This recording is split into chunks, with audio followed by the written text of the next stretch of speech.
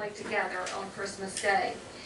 And so what I did is I made up an Advent calendar, and in honor of the creator of Random Acts of Kindness for us to always be aware of, we sort of dedicated it to the December 2014 Random Acts of Advent. And so we're going to give each of you a calendar, and for the children that were not here today, we will be delivering one of these to each one of them and giving them a little container with candy in it, so that after they do one of their random acts, they will be able then to have a piece of candy. Thank you, Barbara. 2/3 of our trio is not here, and seeing how that Sarah is filming, let's omit, shall we, our song, which was called "We Were Dancing Sarah's Circle." It'd be hard to get around her up there. So, let's now go to our speaker, Dixie. By the time you're 50, he's just a youngin' and doesn't know it. And I'm not 50 either. 60? All right, that's enough for me. Can you see that on the camera all right? Mm-hmm. Yes, contrary to popular belief and a rumor that has been circulating, I am not 50 today. However, I am 49 today. That's a 4 and a 9 together. Yes, I'm 49 today. You know, I remember when I was 18, I couldn't possibly imagine being 30.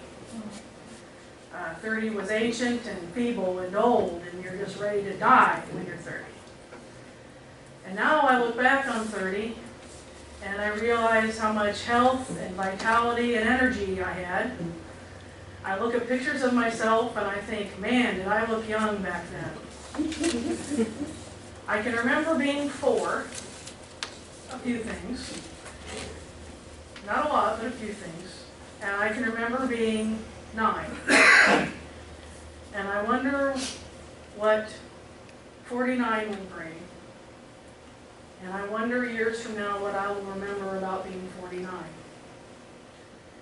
At least for me, 49 brings a little trepidation, a little curiosity, and a bit of sadness, honestly, because this will be the last year of my 40s. Hopefully by the time someone reaches their 40s or so, most of the foolishness and folly of their youth is over, and they can get down to the real business of living. 2 of the biggest changes in my life have occurred in my 40s. I moved out of my home state of Ohio, and today I have a completely different faith than the one I grew up with. So those are major changes that occurred in my 40s. So maybe 40s is the time of transition and change and becoming who you really are. I've heard a saying that says 40 is the old age of youth. So in my mind, while I'm still in my 40s, I still have at least a little bit of my youth left. 49 means 50 is just 1 year away. 365 days from today. So in a way, I kind of have my own little Advent calendar going on. When I was a child, and I'm sure you can say the same thing, a year was forever. A month was forever, and sometimes a week lasted forever. My grandmother always told me that the older you get, the faster time goes, and quite honestly, I just thought she was crazy. My birthday never rolled around. It would never get here. Christmas would never get here. But the older I get, the more I realize how much she was right. And I think we all probably agree that the older we get, the more we realize our parents, grandparents, and other caretakers were right about a lot of things. So I started thinking about what life should be like for a woman who's 50. You can me a year to get there. And I started doing a little research. I tried to find opinions from various people of what a woman should be or have by the time she's reached the mature age of 50, and wondering how many of these achievements I've attained and where I've fallen short. One thing that I learned is that by the time I'm 50, I should have that perfect handbag. What do you think? Is that me? I don't think so. I've seen rushes on Gucci purses that resembled the gold rush. Another thing I should have by the time I'm 50 is that killer pair of boots. And I don't even want to try and imagine what I would look like in a pair of these. That's just not me. Apparently by the time I'm 50, I should also have that perfectly fitted hot pair of sunglasses so I can be chic. Well, I gave up trying to be chic a long time ago. Another thing is I should have that perfectly stunning piece of jewelry. I do have some jewelry, and I wear jewelry occasionally. You know, I work with women who just go gaga over the jewelry parties and everything, and I like jewelry, but it's really not me. And the other thing, one of the other things I should have is the perfect manicure and the manicurist. And I can't even really comment about this. I'm like, really, that's what's important to you at the age of 50? Whoever came up with that one. So all joking aside, I really did do a little research on what I should have by the time I'm 50. And really the things that I want to bring out today would be good for men or women to have by reaching the age of 50. The list is in no particular order or importance. I believe that each thing has its own importance and would add value to any person's life, whether you're a man or a woman. The first thing is a true friend.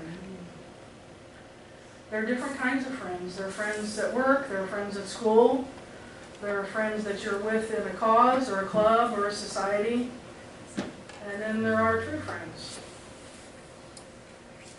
If you needed someone in the middle of the night, whom would you call? It's been said that if you have 3 true friends in your lifetime, that you're fortunate.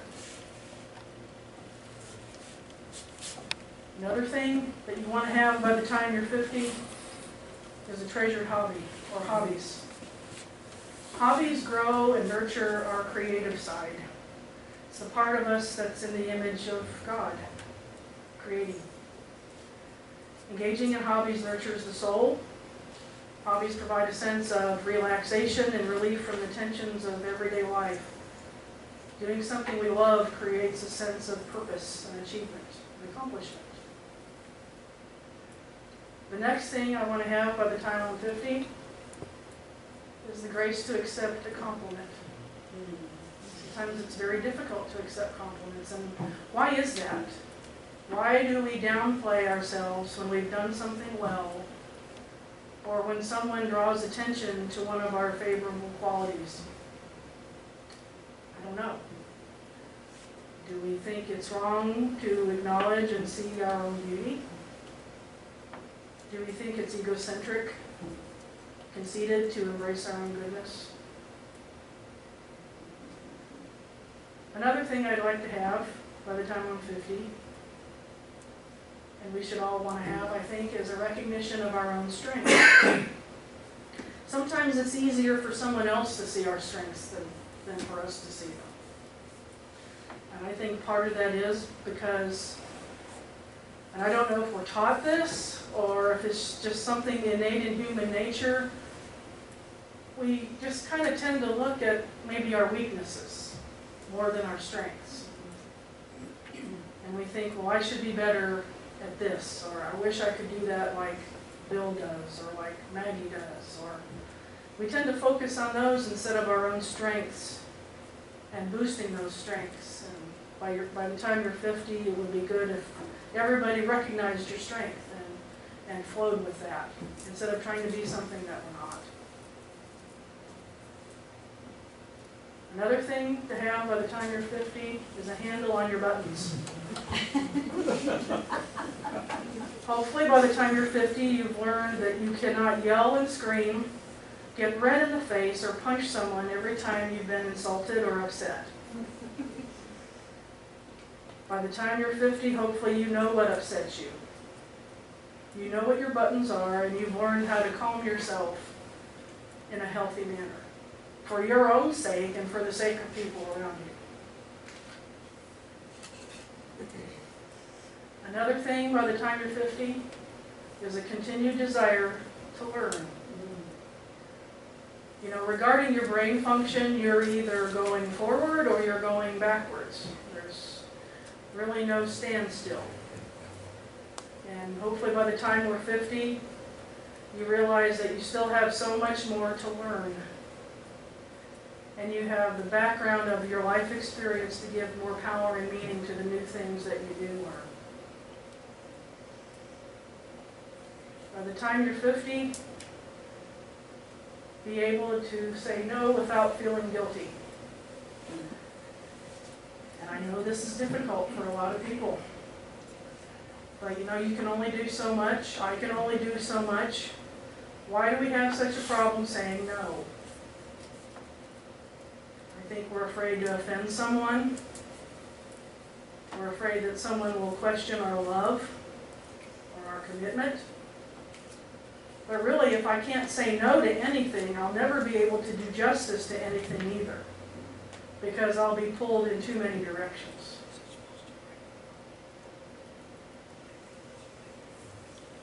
By the time you're 50, have an interest in a cause greater than yourself. Many people never realize the importance of this. Everything in their lives revolves around themselves. And what a small, unsatisfying world I live in when I'm surrounded by just myself. This point goes hand in hand with our fifth principle, the interdependent web of life of which we're all a part.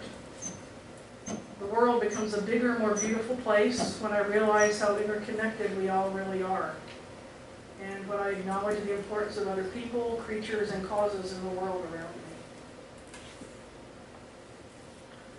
By the time you're 50, you should have a place to be alone with your thoughts or with God. I grew up believing that true communion with God happens when I am assembled with other people. I do believe that's true. However, among a group of people in a sanctuary or other gathering place is not the only place I can be close to God. Mother Nature has provided us with the most ornate musical sanctuaries possible. Just go out and walk in the woods and hear the birds and feel the breeze and smell the trees and the flowers, and it's more beautiful and enriching than any building anybody could ever build. It's so important to have a place to be alone with our thoughts, to think, to reason, to question, be able to pray if we want to do that. We need a place to be able to listen. Just be in the presence of the universe, God. Having quiet time strengthens us for the hustle and bustle of life the rest of the time. And you know, right now we're in probably the most busy season of the year.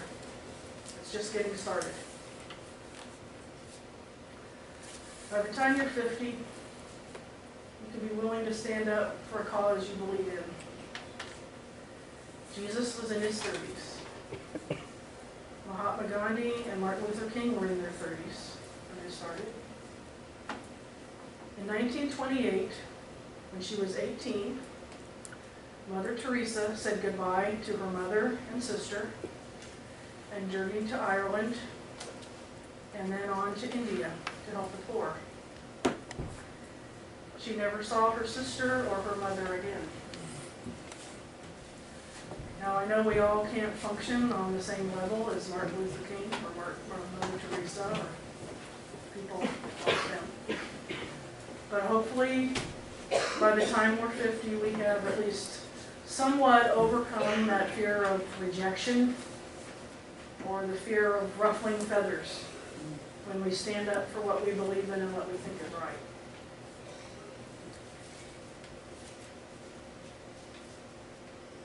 By the time I'm 50, I can accept the fact that I cannot control what another person does. We want to. I know we've all, I'm sure, at some point or another wanted to tie someone down, lock him in a room, shake her, slap him, whatever, to get them to see the light, to change. But ultimately, it's impossible to control another person unless you're literally going to hold them hostage somewhere. And this is a hard lesson to learn. But hopefully by the time I'm 50, or we're 50, we've learned this lesson and we've realized that the best thing to do is to focus our energy where it can do the most good by taking care of ourselves. And let someone else take care of his or her own self. Another thing by the time we're 50 is to have an understanding that gratitude is the basis for a happy life. And this is just a carryover from the service last week. Last week was one of the best services I've ever been in my life. And Randy really hit a home run with his words last week. I can't really say anything to reiterate it. There's nothing I can do to make it any better. I just know that it's impossible to be grateful and grumpy, or grateful and sad, or grateful and depressed. They just don't mix. They're like oil and water. And hopefully by the time we're 50, we've learned to practice gratefulness. So I'll go ahead and state the obvious. I could have entitled this lesson 500 Things to Have Before You're 50. But I think if you would have seen the title of that, you all would have gotten up and walked out. There are so many other things I could have included in this list. I cut some out of my list. I could have included things about being financially secure, and those are important things, and about health. But I tried to pick things that I thought would be applicable and to have a good effect on anybody, regardless of how much money they had or their health. And I'll state something else that's obvious. The best practice is to incorporate these points into your life while you are way younger than 50. You don't have to wait.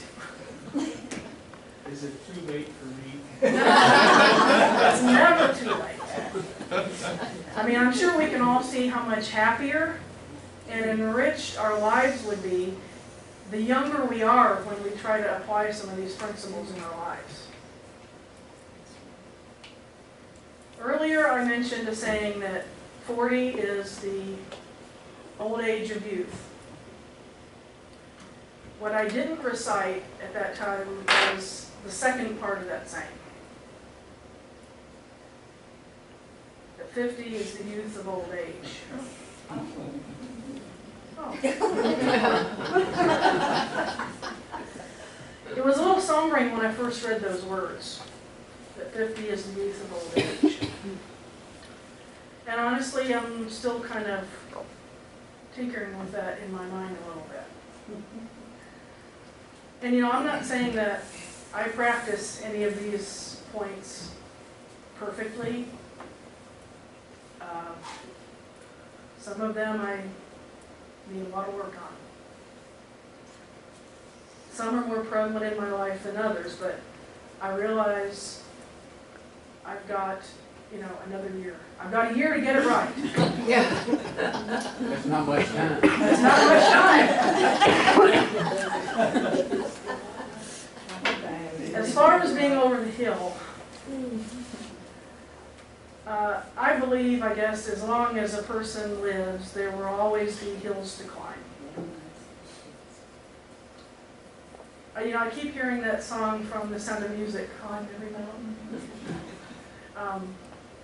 And I guess I'm just gonna have to have the attitude that that 50-year-old hill is just practice and preparation for climbing greater hills. So y'all watch me, I've got a year. And that's what I have today, so just wanted to share that.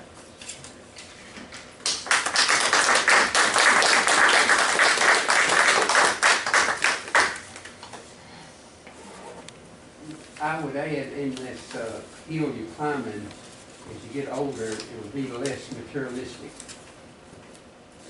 more Yeah. spiritual. Yep, like I said, there were a lot of things I cut out.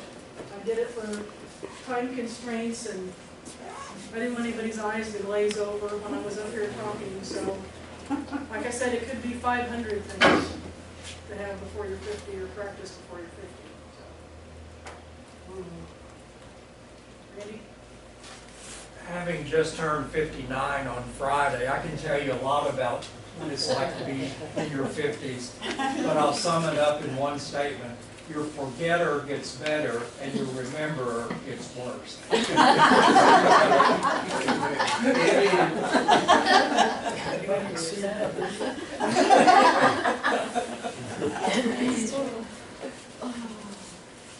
I could relate very much with nature furnishing an area you can go and get off to yourself with nature. I remember on our farm we had some woodlands, and especially in the spring, I would just go and stand there because everything was doing just what it should do. The trees had leaved out, the squirrel was running, the birds were singing, the tree been laying there a year or two was rotting, and everything was doing what nature says it should do. And it just, it's hard to explain, but I would just sort of stand there, you know. And eventually I built a little shelter and put a picnic, a place to sit on a picnic stand, just sort of to get off to yourself, I guess you would say, with nature. You sound like Edna. Anything else anybody would include in the list? Just or- never, or- ever, ever stop climbing. Stop But- playing. I said never, ever stop climbing. Oh, But climbing. remember that the paths have changed too. And you look at them differently, and now what you were saying, the path to the room you just walked into and you can't remember why you're there, that's real common. That happens to me now. Aha, still getting practice. Laura, you had something? Well, I found the 50s to be very liberating. I had breast cancer at 48 and was sick, radiation, chemotherapy for a year. And then I got healthy again, or exercised and got pretty healthy, and went on a bicycle tour. And when I was 50. And I probably wouldn't have done that if I hadn't been sick. And so anyway, I try to keep that liberation in mind. And 50s were wonderful, so, I've heard other people say that. yeah. And that path can kind of level off. It doesn't have to be climb all the time. It's like, you start to stroll a little bit. Slow down and let go. Enjoy the plateau. Exactly. Reg? I ride a bicycle a lot, so over the hill has a different meaning to me. Coast, right? Yeah. I'd like to say with learning, keep on learning, but broaden your learning. So like a river spreads out sort of at the mouth type thing. Broaden your learning and then learn what you forgot.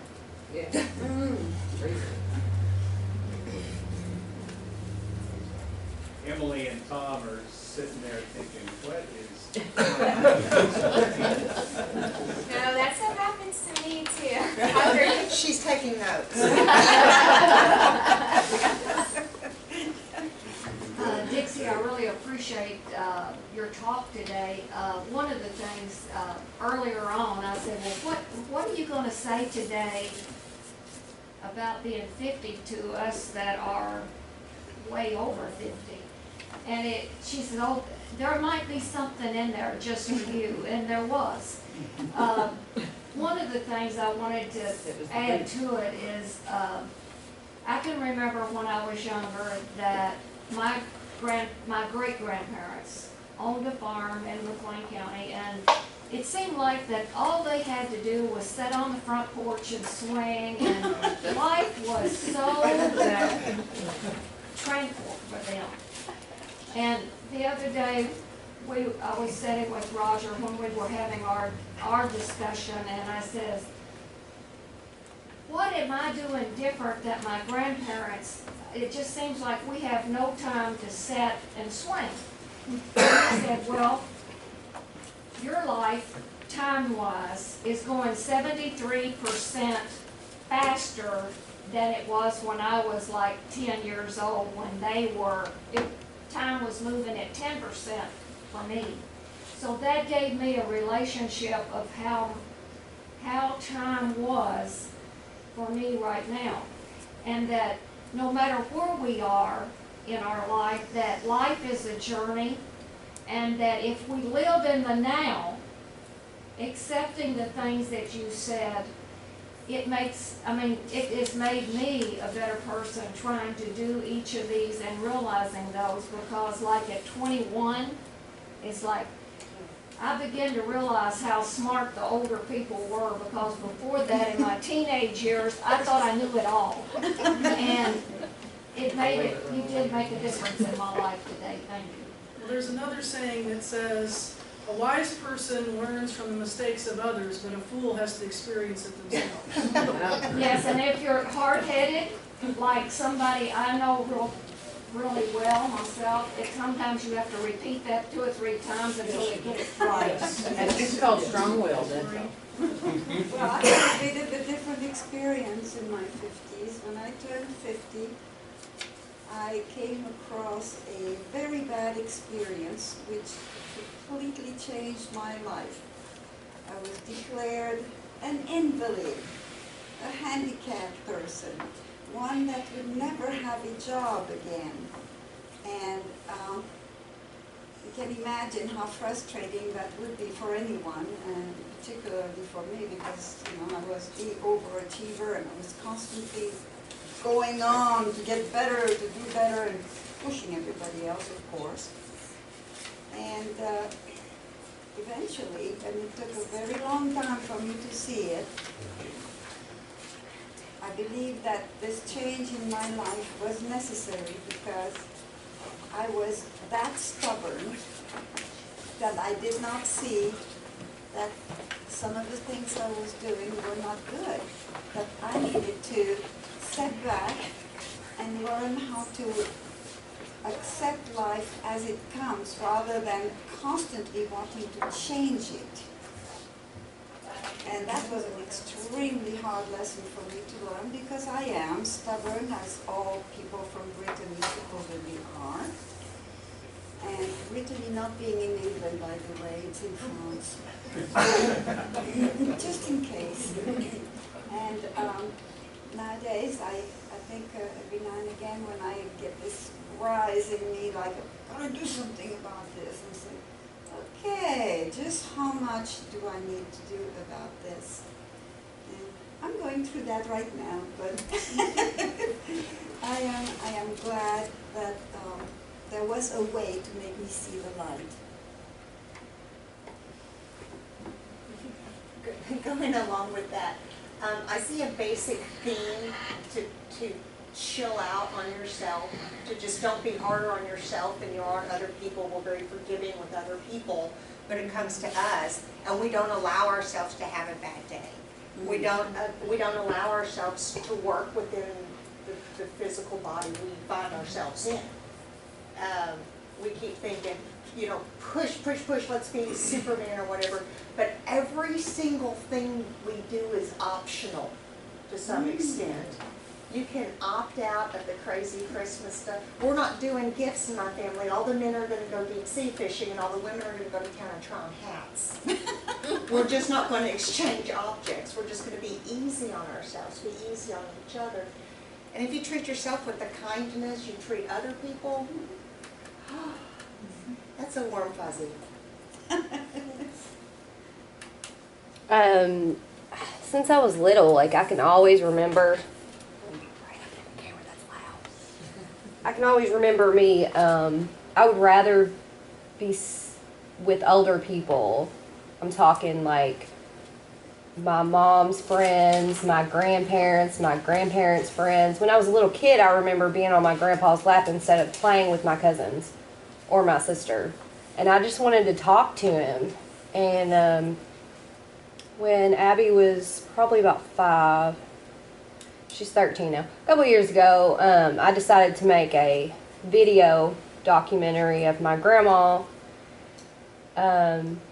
She's 86 now. And she has this immense mind. I mean, she's just so sharp. She's sharp as a tack. But she, unfortunately, she doesn't have a very good body anymore. She's getting very immobile, but her mind is just so there. So I video recorded, you know, as many questions as I had for her. And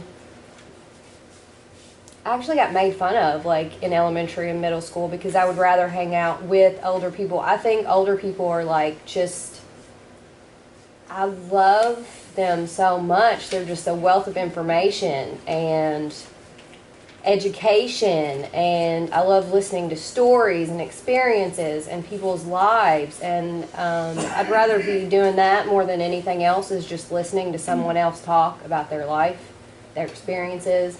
And older people are so important to me. They're amazing. I love older people than myself. I'm not saying y'all are like old or anything, but I love hanging out with older people and listening, and I just love older people in general. I always have since I was a little kid. I never really wanted to hang with people of my age or mentality. So that's all for that one.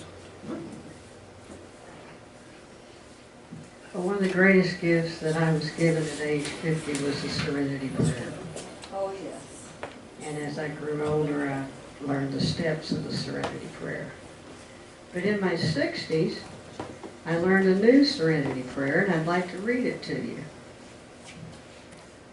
God, grant me a vacation to make bearable what I cannot change, a friend to make it funny, and the wisdom never to get my knickers in a knot, because it solves nothing and makes me walk funny.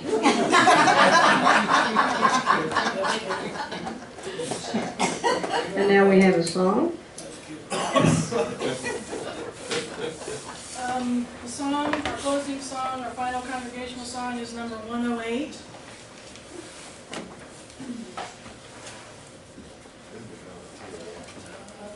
Yeah, when you say building, we're going to take it out. He's got 2 of them. And we'll do all 3 verses. We haven't done this song. If you can stand up, that'd be awesome.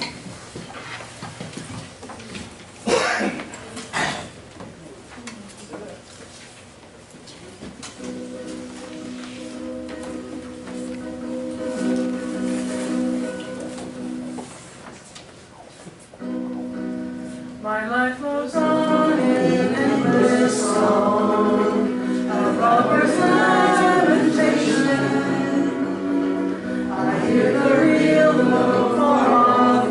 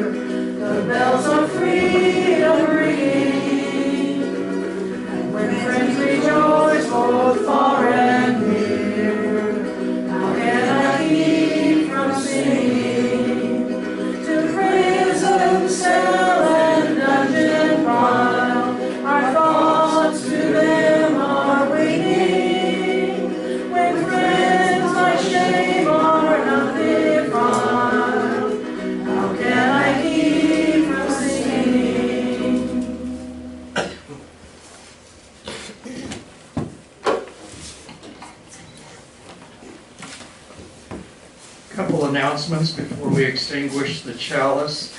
Your Advent program, we want to use them for the next 3 Sundays, so just leave them on the table and I'll collect them. And we are having discussion group this afternoon at my house at 2, and everyone is cordially invited. Cordially. Cordially. Randy, I do want to say on these calendars, you don't have to do it in order, or you can do your own thing. Because I thought, well, if all of us show up to take cookies to the fire station on the same day, We're gonna have a lot of cookies. That's a good point. That's a good point. There's so many fire stations. Oh, yeah, many fire stations. All right, if you'll follow in your bulletin, we will extinguish the chalice. We extinguish this flame in our chalice before we gather here again. May each of us bring happiness to another's life. May we each be surprised by the gifts that surround us. May each of us be enlivened by constant curiosity. And may we remain together in spirit till the hour we meet again. Go in peace. Thank you.